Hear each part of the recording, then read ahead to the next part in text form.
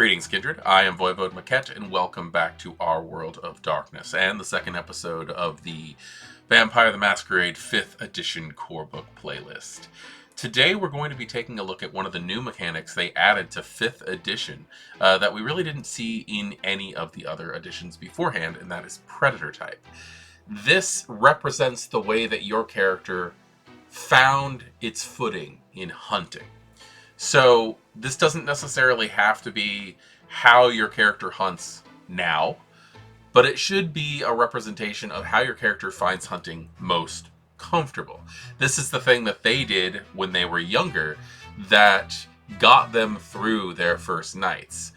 This represents a lot of different things. It can tell you what kind of merits and flaws that your character has picked up due to situations that it got itself in its early nights of hunting. It can cover specialties, things that you were good at that helped you hunt, that reflect in your skills.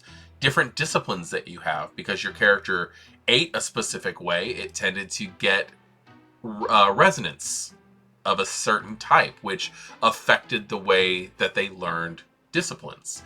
It could actually affect your character's humanity. When I first started playing Masquerade, which was in the 2nd edition revised LARP, we didn't have anything like this. I've looked at the other tabletop books from earlier editions, and again, that didn't happen. The way these things were decided on your character were basically how you wanted to spend your starter experience in a game to try to flesh out, specialize your character, make it more your own. And I like the fact that there is now just an ingrained mechanic that causes your character to be different, so that not everybody is just pumping out the same carbon copy Toreador over and over and over again. In that, this has jumped around a lot. We are just going to cover the predator types that are located in the core book. There are actually others located in other books, which is something that I really, really like. The majority of them are actually going to be found between the core book and the player's guide. We will get to that player's guide. But right now, I want to talk about what is available here and why they are the way that they are. Now, the book itself says that not even predators remain immune to the need for adaptation. Perhaps because of their narrow ecological niche, predators and their hunting style adapt together. So as you can see, even as they were talking, they are talking about a little bit more of like an urban evolution as your character picks up different ways of feeding. Now, I'm not going to go into all of the details of how each of these predator types work. As it is, you can check various spots online that go through every single detail and how this stuff works. But it is nice to have like a little bit of an overview just to get you guys started. The first thing that they have listed here is an Alleycat. This is a combat feeder. This is the kind of character that sits in an alley, waits for somebody to walk by and just snatches it up. I think one of my favorite examples of this is actually when I first started playing. And again, it was live action, and it was way before the concept even came up of what Predator type was. But I was being walked around by my storyteller in character. She took me by the arm, and we walked around. She was playing an NPC, I was playing my player character, and she just let me see how the city worked. Now, our group had a deal with the local skaters, and I am dating myself on that one, that we actually had like bands of skateboarders that just kind of wandered around downtown because that's where we played too. Now, these skaters didn't want to play with us, but they wanted to interact with us. So we had a deal with them. We were allowed to hunt our player with the skaters. And I remember being sat down on a bench across the street from this very dark, foreboding alleyway, and I wasn't really thinking about anything, but she took me over there to see something. I don't know if she had talked to other players or what, but they had decided that this was going to be a thing, or it was just a wonderful coincidence that this had happened. But we sat down and we're talking, and after a couple of minutes we start seeing the skaters go by, and I didn't know that we had a deal at this point in time, but she tells me to shush and tells me to watch. And as the skaters are going by this tunnel, there's like a line of like 4 of them, and they're just going. And then all of a sudden, the last skater in the line just disappears. And the board just keeps going. And the other skaters stop and they look back and they realize that their friend is gone, and they see the board and they just pick it up and they run. It was the most surreal experience to see that happen. And what ended up happening was that there was a character playing an Nosferatu in the dark that I could not see, who literally just yanked this guy off his board. I do not suggest that kind of thing. Obviously, I prefer the hands off unless there's consent, and there was obviously consent in that. But like in my mind, that's always been the Alleycat. Maybe because it happened in an alley, but the idea is that you just take what you want, and it affects you in specific ways. You get a very interesting specialty with this one. You get to choose between intimidation for stick-ups or brawl for grappling, so grabbing a hold of someone. And this also gains you a dot in celerity or potence. And you lose a dot in humanity because of how rough you feed. And you gain 3 dots of the criminal contacts. That's pretty useful, in my opinion. And it makes a lot of sense. But I do want people to look at what I'm seeing here. You have someone who gets a specialty in a social or a physical activity. Something that would be really good for either celerity or potence or presence. You get a dot in celerity or potence. You lose a dot in humanity because of how rough you are. And you gain some criminal friends because of the places that you hang out. That sounds Brujah to me. I personally think that the Alleycat really is based around the concept of what Clan Brujah is. And I will note that in pretty much most, if not all, of these predator types, that, you know, they correlate to a clan. You could play a Brujah with this and basically just build your Brujah exactly as you would imagine a Brujah to be. Now, that doesn't mean that you might not play a really tough, forceful feeder Ventru. That could be a thing too, and that would open up the world of celerity and potence to a Ventru.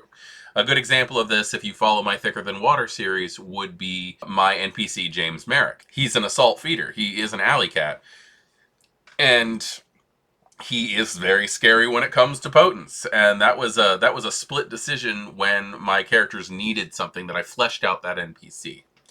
Moving on, we have the Bagger. Baggers are the vampires who are either going to steal or buy blood bags. They're going to steal or buy blood, primarily bags, but the idea is that they are going to be going that extra step to not be violent, and that also stops them from getting resonance. And that's something that is key when it comes to a bagger, is that they are going to be the person who has forced themselves to eating the bland food and not really get the of the benefits of resonance when it comes to feeding. Now, it says that their specialty is larceny, lockpicking, or streetwise black market. That reflects in picking a lock to get into a blood bank, or a big red bus, you know, picking the lock to get in there, or their streetwise black market. They know how to buy illegal goods off the black market.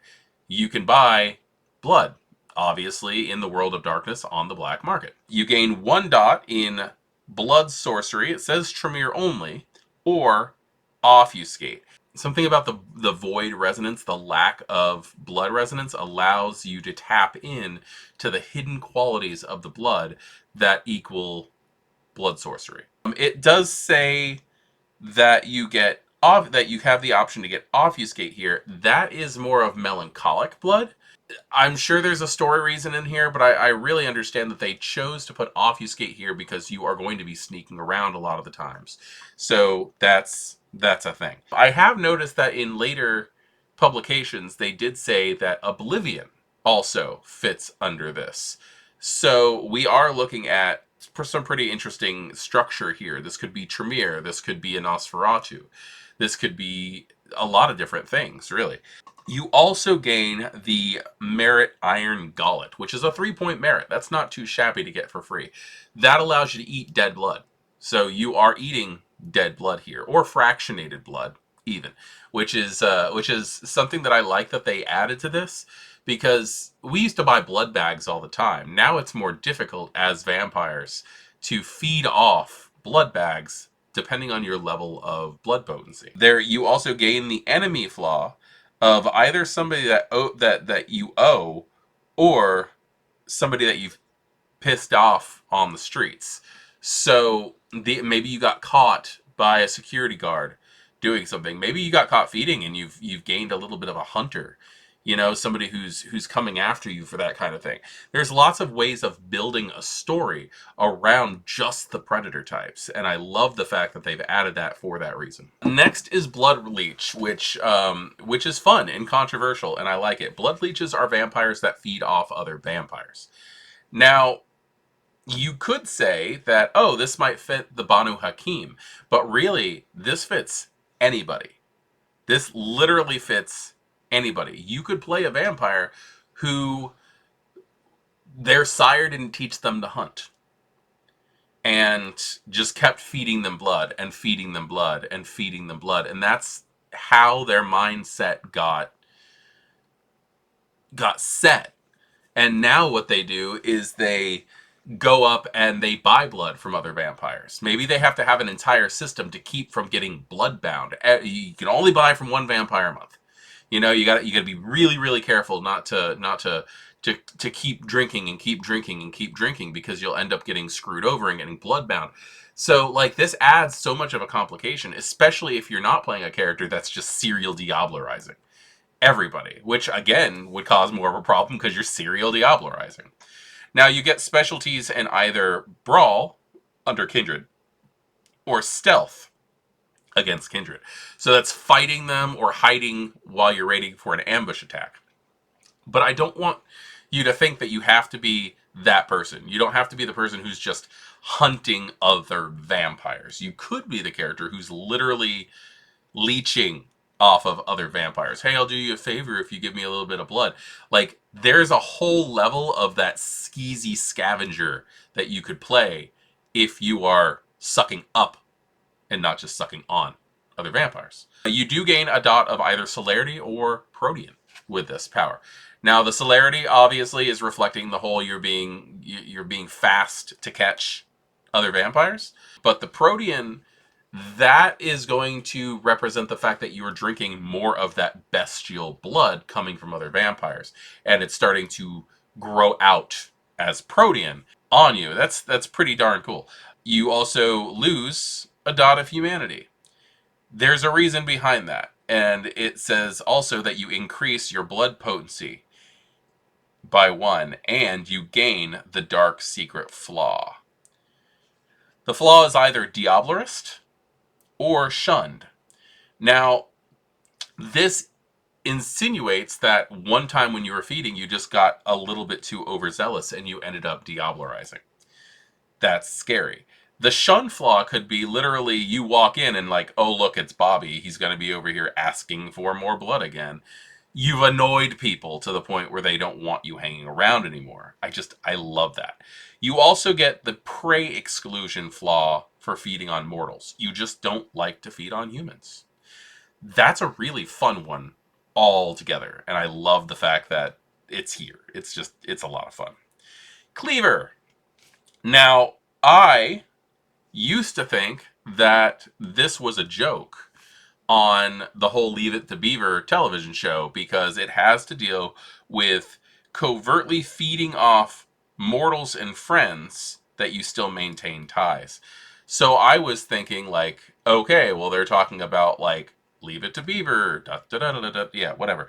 It's actually a biblical reference. I did not realize that. One of our very own community members is the people who told me that this is actually a biblical reference, which is really cool.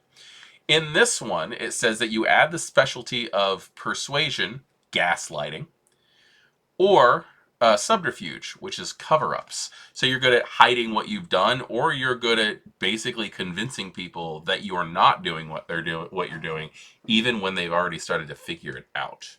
Now, as far as disciplines go, you either get dominate or animalism, which is a lot of fun, which also makes a lot of sense if with the dominate part.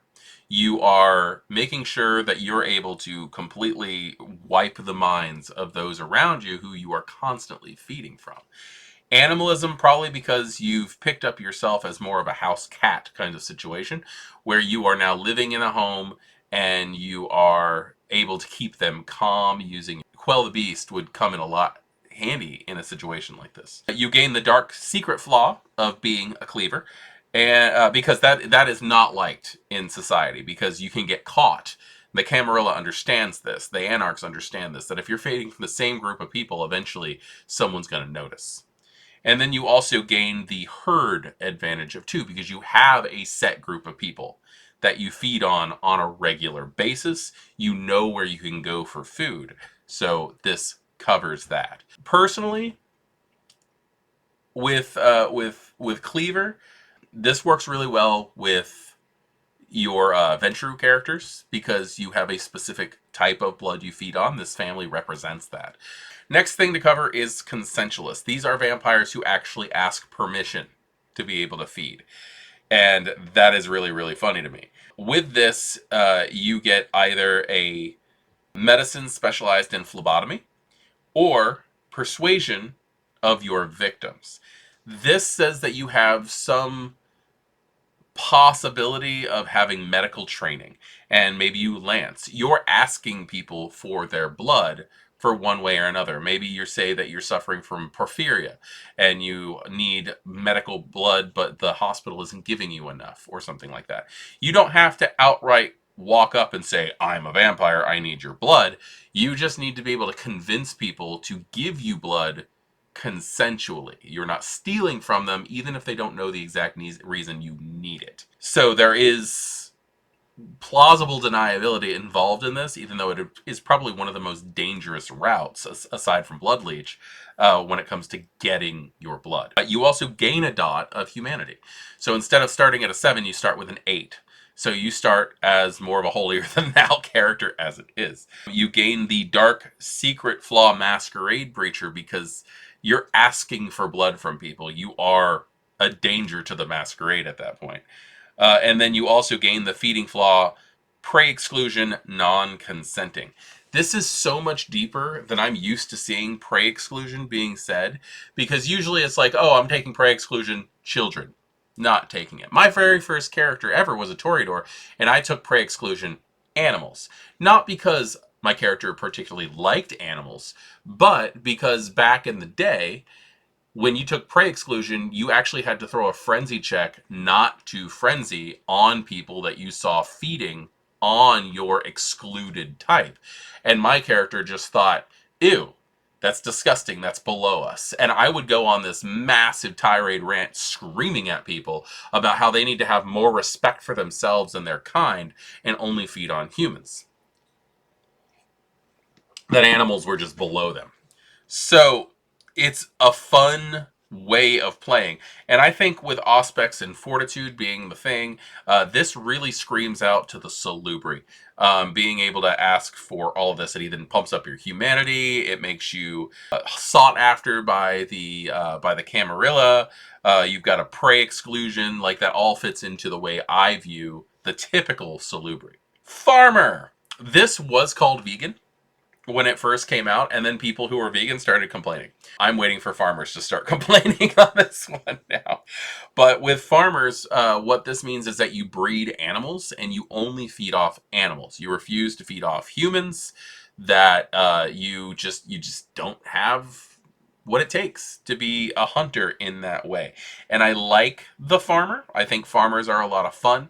And I think that it adds a special level of dedication to your vampire to keep your humanity higher. Now, on that, you gain the specialty of animal ken, specific type of animal that you're breeding, and you have the option of taking survival hunting. So you can be the kind of vampire that breeds animals. Maybe you have rabbits that you breed or something like that. Maybe you breed rats. Or you could be a character who hunts. I believe I played a gangrel at one point in time who was a farmer. And I took hunting. I took survival hunting deer. Which was a lot of fun. You don't have to specialize the type of animal that you're hunting. It is actually survival hunting. But you are out there looking for animals where if you took the animal ken specialty, you know how to keep that type of animal, and you do have to choose that type of animal, calm and happy and fed. Maybe not even happy. You could just be a horrible owner, but as long as you know how to keep them fed and breeding, that's really all that matters. You gain a dot of either animalism or protean because you're feeding. Now, I have a Toreador in my game. I have an NPC Toreador by the name of John who is a farmer. He breeds animals because he has an animal care background. His history, he's worked at zoos and pet stores and things like that. I chose animalism for that character because before V5 was around and I was using him, he was a Toreador who had animalism, that he got that from his grandsire who also had to deal with the gangrel. It's a whole thing. But you could very well play a character, an example Toreador, who has protean with this predator type. And I think that's just terrifying because you just really wouldn't expect it to have a Toreador all of a sudden pop feral claws when you're dealing with when you corner him. You also gain a dot in humanity because you have gone the extra mile to not feed on people. You are basically making yourself miss out on the preferred hunting to not kill people, to not have those accidents. And then you also gain the feeding flaw farmer, because if people realize what you're doing, they're just going to make fun of you. This could be a social thing. It's like, oh, look, it's a vampire who refuses to feed off people. Next on the docket is Osiris. Osiris is a lot of fun. Osiris is the idea of playing a character who is a celebrity among mortals. My LARP character, who I've based off of myself, Mekhet, is an Osiris. I took an Osiris merit, which is available in the LARP in Laws of the Night, which basically says that you have a fan base. So thank you guys for being my herd. But in the tabletop, it doesn't go involved in that much. But I do want to read what the examples are. This is really funny. It says, in life, you might have been a DJ, a writer, a cultist, a preacher, or a LARP organizer. And I love that idea. It says that you gain the added specialty of a cult, specific tradition, or performance, specific entertainment field. So you have to choose what type of field you want to be popular in to have this. This is very much, if you want to think about B. Dave Walters' character, Victor Temple. Victor Temple, the Ventru, was an Osiris, and he was a entertainment venue operator and also a TikTok and Twitter star, or Instagram star. He was an online influencer.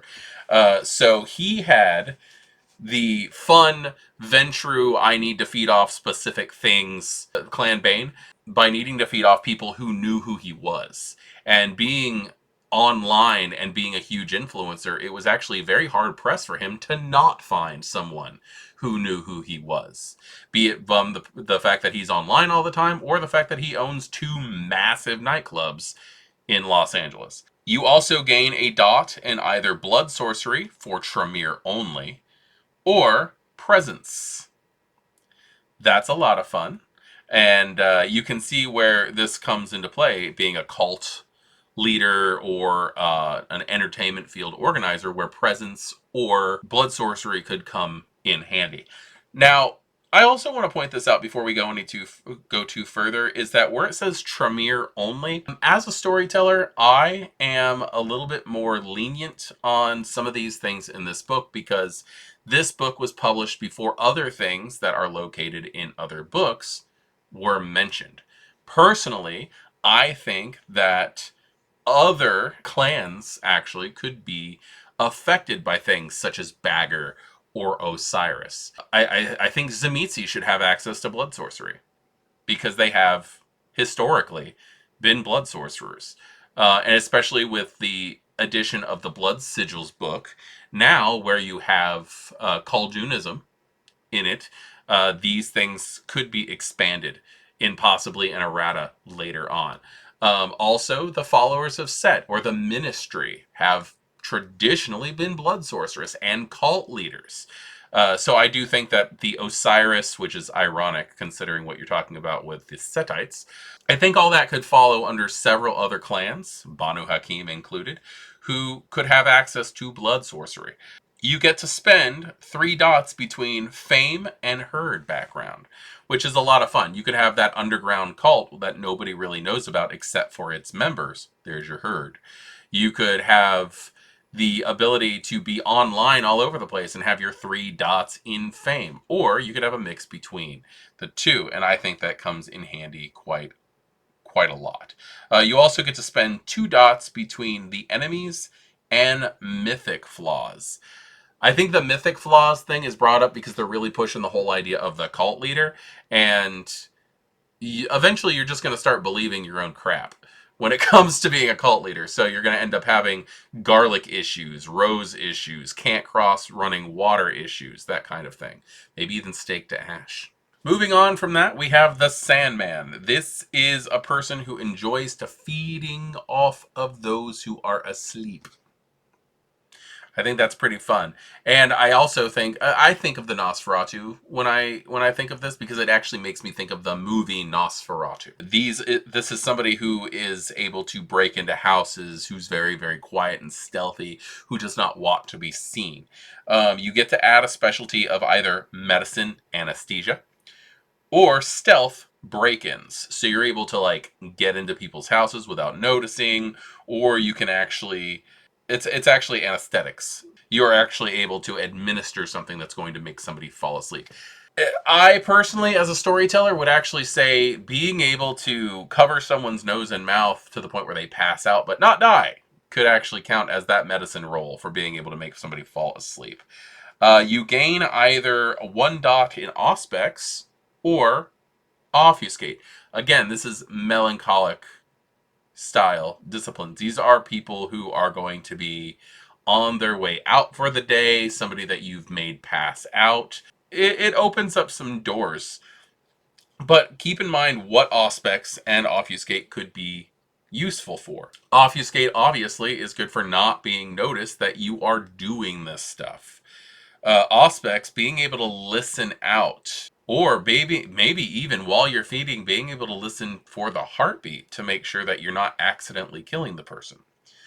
You also gain 1 dot in resources, which kind of implicates that you are robbing the people who you are feeding from. After that, we have Scene Queen. They rely on basically a specific type of subculture. These are the vampires who hang out in the goth club. These are the vampires who are building their own type of specific scene that people will feed from. This also fits the concept of the cult leader, in my opinion, but it really depends on how you're presenting yourself. This is somebody who feeds off of just a subculture of some kind. With this, you get an added specialty of either etiquette or leadership for your specific scene. So you know how to act, how to talk, how to keep people at ease. Or you know how to direct and make them do what you want. It really depends on, is your character going to be the leader of the scene or just trying to sneak in, weasel their way around, find the weakest in the herd, and feed off of them. You also gain a dot in either dominate or potence, which kind of points out who this might be for. This fits very well for Clan Ventru, or it fits in very well with Clan Bruja. Being able to basically slip in or direct a specific group of people to do what you want them to do. You gain 1 point in the fame advantage. So this starts you off in the fact that people know who you are in this group. And then you also gain a contact advantage. So you know who you can talk to, keep you up to date with where like underground raves are being held and things like that. But they can be used for other things. Keep that in mind. This is a starting point for your character, what they gained for hanging out in this subculture early on in their vampiric existence. You also gain either the influence flaw disliked outside of your subculture, which means that like you might have ticked somebody off and they know where you hang out and they don't like that subculture, so they don't like you. Or prey exclusion, people from a different subculture of yours. You basically that's almost like a flaw of specific feeder. You only like to feed off people of that subculture. Then we come to something that I think a lot of people kind of just lump into Clan Toreador straight out, and that's the Siren. The Siren are people who like to feed through sexual acts. This can be very, very dangerous for a lot of people because, especially in 5th edition, where you have things like the discipline Lingering Kiss, where the people who you feed from can actually become addicted to you. At that, you get the specialty of either persuasion, seduction, or subterfuge, seduction. You know how to seduce people, and you can either convince them or just straight out lie to them in the pursuit of your food for the evening. You gain either the fortitude or the presence disciplines. Now, this again points to me to be either Toreador or Ventru, because you're feeding off specific people who you want to come back, that you want to utilize for sustenance at your leisure. You gain the looks merit, beautiful. That's useful. In my opinion, as a storyteller, I would allow somebody to boost this up to be the next level from that, which would be stunning, which is a 4-point merit over the 2-point beautiful merit. But they give you this as a way of, as a stepping stone, in my opinion, to do that kind of thing.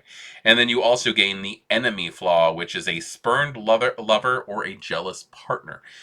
This could be really fun with a storyteller when you have one of those players who decides, surprise me. And they don't want to put the work in themselves for one reason or another. I've had that happen multiple times, but this could be a ghoul who gets jealous that you feed off other people. That would be really, really fun. And if you're a player and you want that kind of drama, you could do that yourself. But I can see where a lot of this would be a lot of fun. Now, there's also a part later on in this book on page 306. Now, I want to let you know that the predator types start on page 175. So on page 306, we get to the systems of the blood and the hunting section. There's a part in the hunting section called predator pools, where it breaks down what each one of the hunting pools is for each of these characters. And I'm going to have those listed right here as I'm talking about this. But like, I guess this is my bitch section of this book, is I don't understand why this isn't listed under the predator types themselves. And I can't blame who runs this book, because this book was not like originally published under like the same names. But I think under maybe a future errata that they should actually include the predator pools under the predator types. That would make a lot of sense for me. For those of you who need it, it starts on page 306. It goes over the predator pools for each of the characters. So those are the predator types that are located in the Vampire the Masquerade 5th edition Corebook. I am interested in knowing, out of the selected group, I understand that there are more, and we will cover those more when we get to them. But out of this group of predator types, I want you guys to tell me which ones are your favorite and why. Don't just write Scene Queen. I want to know why. Tell me why you like this predator type. Do you have a character that uses one of these predator types? And if so, share down below in the comments. Now, if you thought that this was a fun video, please hit that like button. If you believe that somebody might be able to benefit from the information that I've given here, share the video if you think this will be useful to another friend. So I am voivodemekhet. This is our World of Darkness, and a further look into one of the topics covered in the Vampire the Masquerade 5th edition Corebook. Thank you very much for joining me, and I look forward to the next video. Good evening.